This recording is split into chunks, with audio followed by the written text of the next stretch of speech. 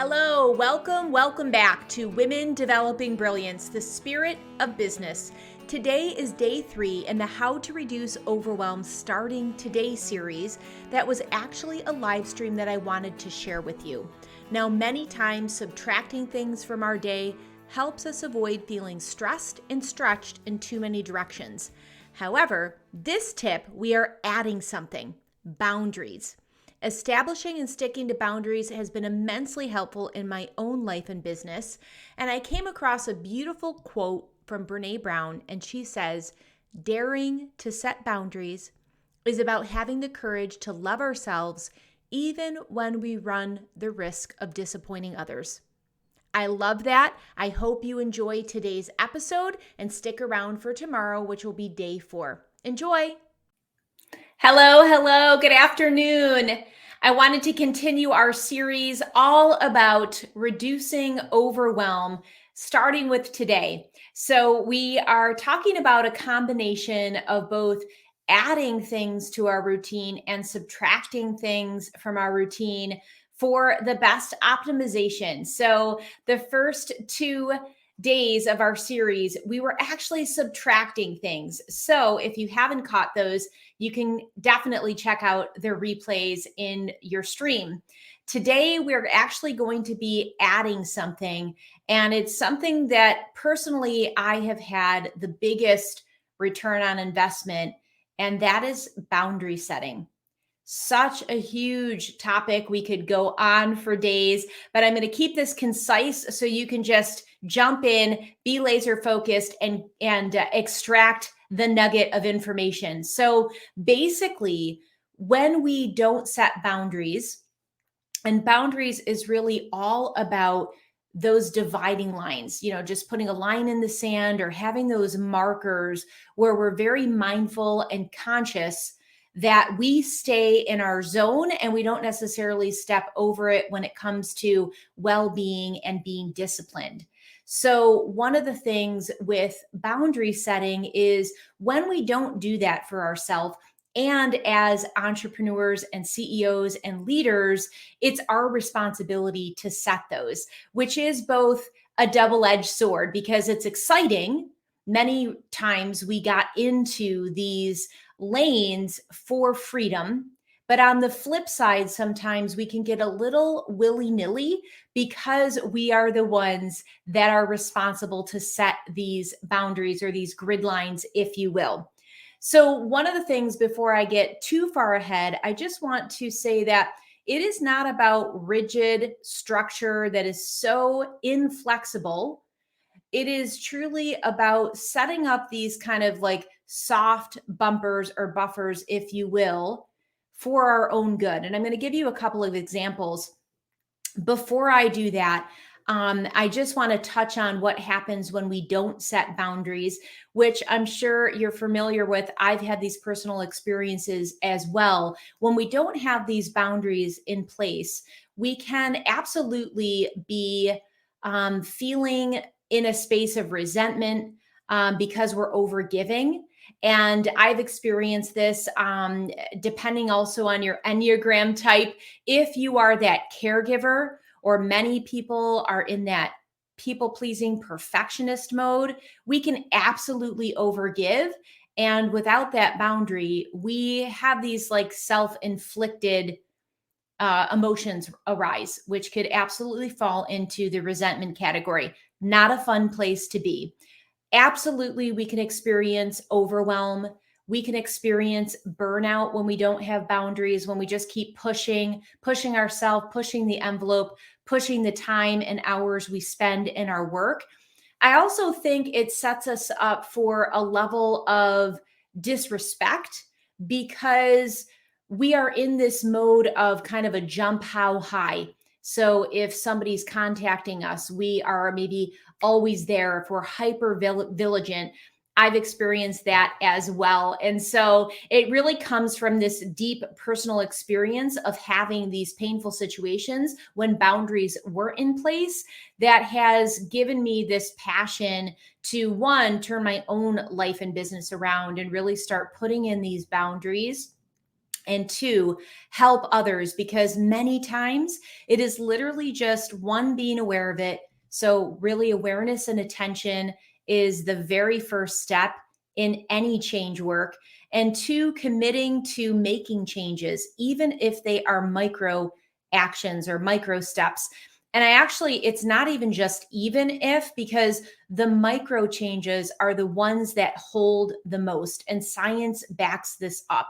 When we try to make too large of a change, it's very difficult for our brain to shift and create new habits. So even when you're listening to this series, my recommendation is that you don't try to implement all of these tips. That's why I tried to break it out into a 5-day series versus, say, doing a 45-minute workshop all about overwhelm, because that even sounded overwhelming for me to create, which I knew then it was going to be overwhelming for my listeners to implement. So I recommend you just listening to the series. Pick one thing that resonates with you and then put that into action right away. And then test for yourself what kind of results you're getting before you try to implement multiple strategies at the same time. Okay, deal? You're going to have the best results if you do that. Now, the benefit of putting boundaries is actually it increases respect from others, whether it's people on our team, peers, family members. People actually secretly appreciate and respect having boundaries. So I think many times the fear is, oh my gosh, if I don't get back to somebody in this short period of window, they're going to think that I'm blowing them off or fill in the blank. But I feel that if your communication is on point, they're actually going to be like, wow, that is really cool. They're going to start to respect you. They're going to start to really honor you and your excellent communication. So the other thing is we're being proactive against burning out, which is something that is on the rise across all industries. And it's something that many times you have the control to shift and pivot away from, because you are the curator of your destiny. That is not just fluffy words. It actually can be truth for you if you embrace it and you choose it. I feel now too, more than ever, having that category where we are prioritizing our health, our mental health, our emotional health, right? Our holistic health. This is what's going to bring longevity and sustainability and an opportunity to have more of that work-life balance and not have that to be some like elusive, trendy hashtag, but something that you can actually embody and put into place. The other thing establishing boundaries does for you is it increases your self-trust, especially when you follow through on what you say you're going to do. You will actually start reinforcing that self-trust muscle, which will increase your confidence and your identity. All very positive things in your life and business. So I'm going to give you a couple examples. You probably, if you get really still, already know what boundaries you could put into place. And, one great way to do it is just get really quiet. And at the end of the day, just ask yourself, where did you feel you had to push? What did you see on your to-do list that you were procrastinating and why? When did you maybe work a little bit longer than you wanted to and then just felt very exhausted? Or what areas could you target where you actually did start to experience some anger or some resentment? So if you ask yourself those questions, those are going to be excellent spots for you to notice and highlight, and then say to yourself, if I had a boundary in place in one of those or all of those scenarios, how would that have positively affected it? How would it have made it different in a better way? And that's going to be a great indicator for you to start creating those boundaries. I'll give you a few examples in my own life. I used to be very, very attentive to email, and I was absolutely in that jump how high mode. So I would hear a ding or a buzz or a text or, and I would just be like, oh, somebody needs me. And there was this kind of like a sense of addiction or dopamine hit because it was like a buzzer. Like we're really programmed to be on alert. And I really felt like I had to be the one to just answer back lickety split, because that's what a good leader does. And I would say that I was probably opening up my multiple inboxes at least 100 times.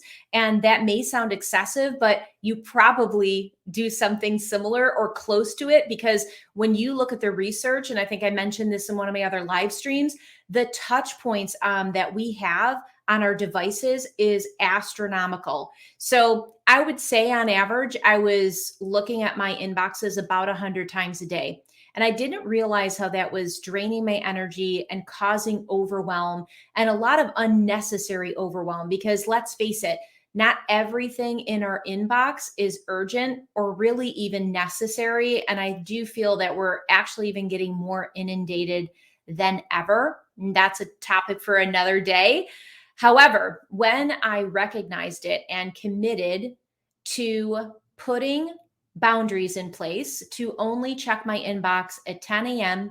and 3 p.m., things absolutely started to shift. Now, one, it wasn't easy. Two, it felt super awkward. I had to really damper down those voices in my head that was like, "Oh my gosh, people are going to be waiting for me," or, just there's this urgency that we get programmed to, and our nervous system actually starts to regulate for this kind of fight or flight reactive mode. So just be prepared that when you do make any changes or you start to implement boundaries, it's not necessarily going to be easy or comfortable, but the return is absolutely going to be worth it. I would say, honestly, it took me up to about 2 weeks to start to unthread that addiction of email management or reactivity to notifications. And then all of a sudden, I was like, I am starting to feel freer, lighter, having more energy at the end of the day. And that's just one example of putting boundaries in. The other thing, on more of a emotional, physiological level, when I see clients, and again, I have personal experience in this, install boundaries, their autoimmune conditions start to shift in a positive way. So that's a side note. I'm not a doctor, but I definitely have seen that both in myself and with clients. There is something about actually standing up for yourself, putting in boundaries, and actually communicating what you need and sticking to those boundaries that does something on a physiological, emotional level, which is pretty exciting, because we are multifaceted beings and everything is interconnected for our holistic well-being. So there is no surprise that there is a positive trickle down effect when we start to focus on this change work. So my friends, this is tip number 3 for you in our 5-part series on how to reduce overwhelm. Today it's all about installing boundaries. So my invitation to you is to do a little audit. Ask yourself where you could be putting in a boundary. Maybe it's in communication. Maybe it's in asking for what you need. Maybe it's in that email management or that notification loop that we get very reactive to. Another huge one is ending our day at a reasonable time that we stick to.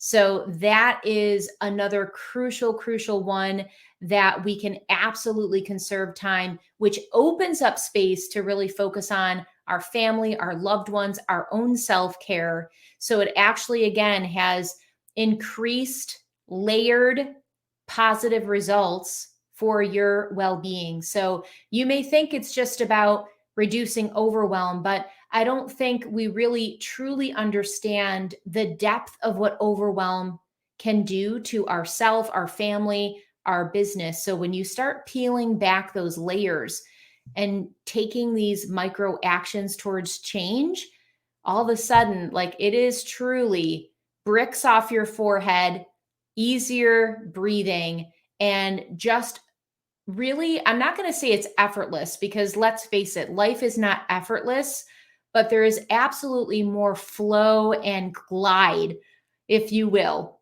right, to your day and to your business. So I would love to hear what tip you are going to implement. I'm Casey Rossi, a mindset and leadership coach, and I help individuals, leaders, entrepreneurs, and CEOs really go from burned out, people pleasing perfectionists to profitable powerhouses. And when I say profitable powerhouses, I am talking about holistic wealth. All right. So, my friends, if you have any questions, feel free to reach out. I'm here to support you.